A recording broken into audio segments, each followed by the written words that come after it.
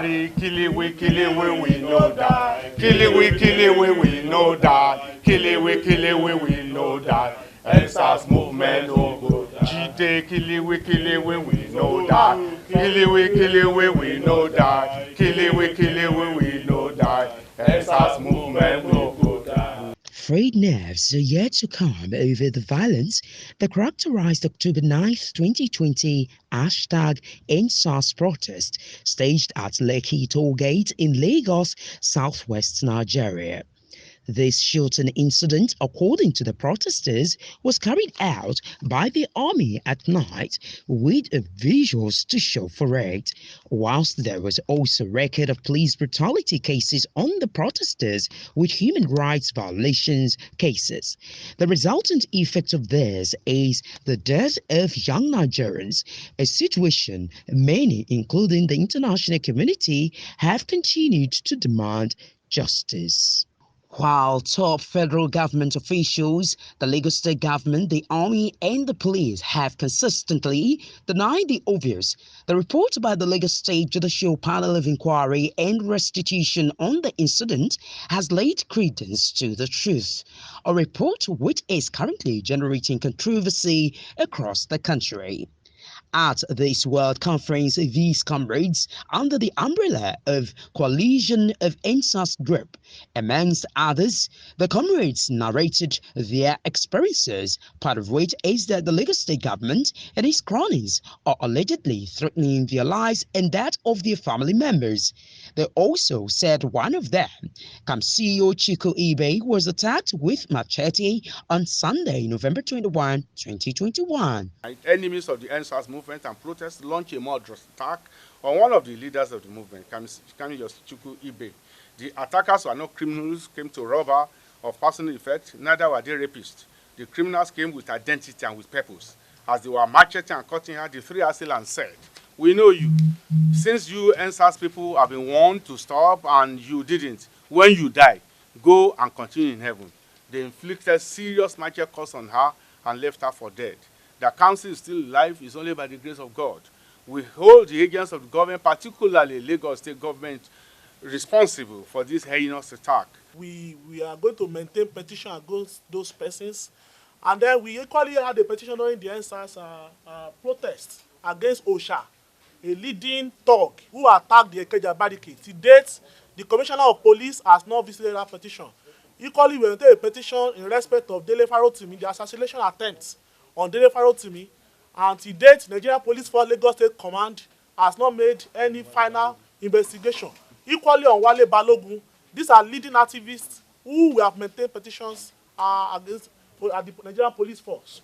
We want to know whether the Commissioner of Police is also aiding or abetting this attempt to defend Lagos, not only with words, but also with fascist talks and fascist machines and machetes. I was specific with my allegations. And the police invited us, I think about a couple of months after the petition was written. And I went to their state command and I adopted this petition. And after adopting the petition, I also went further to adopt it the Nigerian way, because they had to be mobilized and all of that. This was in February this year. Perhaps I'll hear from them tomorrow. Nothing. Up till date, not a word from Mr. Hakeem Odumosu or any one of his officers. The report of the Lagos State Judicial Panel of Inquiry into the #EndSars protest has also been adopted by these comrades.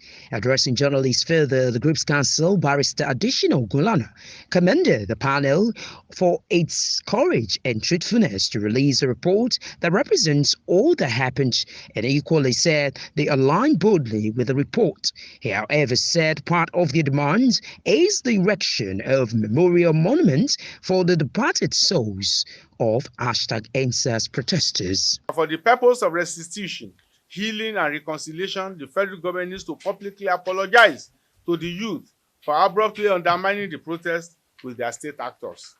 12, that a monument memorializing the lives lost and those injured at Lekki Toll Gate with the names inscribed on the monument.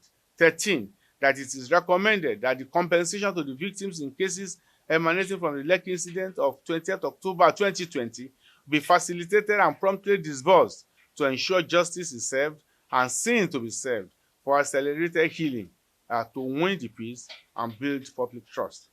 Barrister Gulano is also calling for the resignation of President Muhammadu Buhari, Governor Babajide Sanwo-Olu of Lagos State, and the dismissal of other top hierarchy involved in the massacre of #EndSars protesters, just as it asks the Nigeria Bar Association (NBA) to break its silence and wade into the matter. We are asking for the resignation of both the Commander-in-Chief of the Armed Forces, Muhammad Buhari, and of course resignation of Babajide Sanwo-Olu. People should not talk of constitutional crisis. There is no constitutional crisis. They have deputies. Constitution have already anticipated that. Then Buratai should be recalled. He was the former chief of army staff who was in control of the military that time. You see, Benin is not too far. He should be recalled. It's not too far to face prosecution. The same thing with Alhaji Lai Mohammed, the minister for misinformation. You see, for his role in spreading lies and false information about the Lekki massacre. The NBA cannot, as a professional body, keep quiet. And radical gender movement, remember, has always been admonishing the NBA. If Nigeria is not okay, the NBA cannot be okay. The legal profession cannot be okay. The judiciary cannot be okay.